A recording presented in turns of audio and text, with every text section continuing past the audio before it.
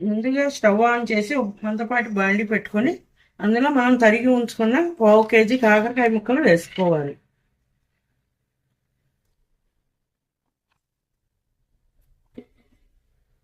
ఒక పెద్ద సైజు నిమ్మకాయ అంత సైజు చింతపండు నేను నానబెట్టి ఉంచుకున్నాను. ఇది ఇప్పుడు ఇందులో పులుసు పిసికి పోస్తాను.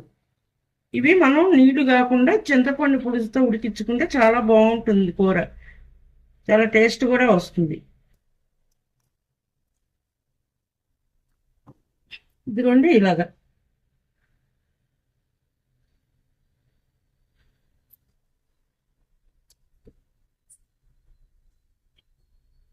ఇందులో 1/2 టేబుల్ స్పూన్ పసుపు వేసుకోవాలి.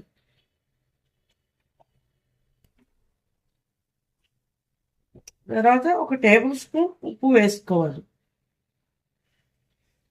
ఇంతవరకు ముక్కలు ఉడికి దీనికి పులుపు ఉప్పు పసుపు పట్టడానికి మనం ముందుగా ఇలా ప్రిపేర్ చేసుకుంటున్నాం అనమాట. ఇది కొద్దిగా లైట్గా ఉడికిన తర్వాత మిగతా ప్రాసెస్లోకి వెళ్దాం.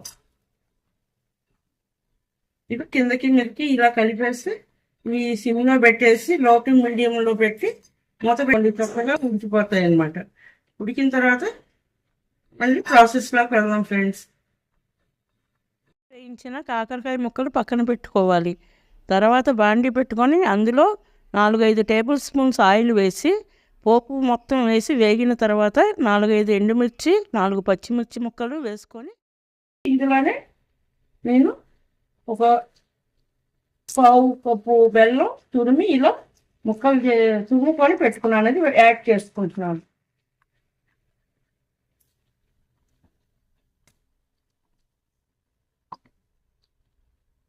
ఇందాక నేను 1 టేబుల్ స్పూన్ ఉప్పు వేసాను. ఇప్పుడు మళ్ళీ ఇంకొక టేబుల్ స్పూన్ ఉప్పు యాడ్ చేస్తున్నాను.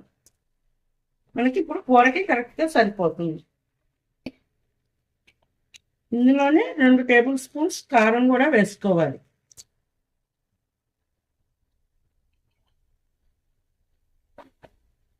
ఇవన్నీ మరలా ఒకసారి ఇలా కలుపుకొని చక్కగా కొంచెం ఈ బెల్లం కొంచెం పలస పడుతుంది కదా, అప్పుడు మనం ఈ కాకరకాయ ముక్కల్ని ఇందులో యాడ్ చేసుకోవాలి.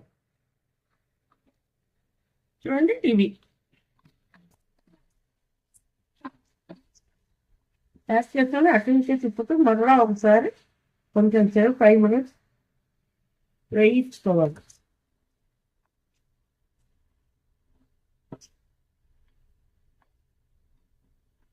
ఇది ఒక 10 నిమిషాలు పొయ్యి మీద సిమ్లో వేగితే చాలా బాగుంటుంది. ఇప్పుడు మూత పెట్టి ఒక 5 నిమిషాలు ఉడికించుకుంటుంది. హాయ్ ఫ్రెండ్స్, ఇక చూసారా ఆయిల్ అంతా పైకి తేలింది. చక్కగా కూర మనకి ఇప్పుడు రెడీ అయిపోయింది. మన అమ్మమ్మలు మన అమ్మలు వాళ్ళందరూ ఇలానే కాకరకాయ పులుసు కూర చేసుకునే వాళ్ళు ఫ్రెండ్స్. మీరు కూడా ఒకసారి ట్రై చేసి ఎలా ఉందో టేస్ట్ చూసి నాకు కామెంట్స్లో తెలియచేయండి.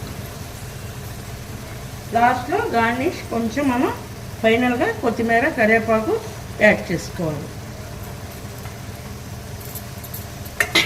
అంటే ఎంతో రుచికరమైన కాకరకాయ పులుసు కూర రెడీ అయిపోయింది. సరేనా ఫ్రెండ్స్, బాయ్ బాయ్.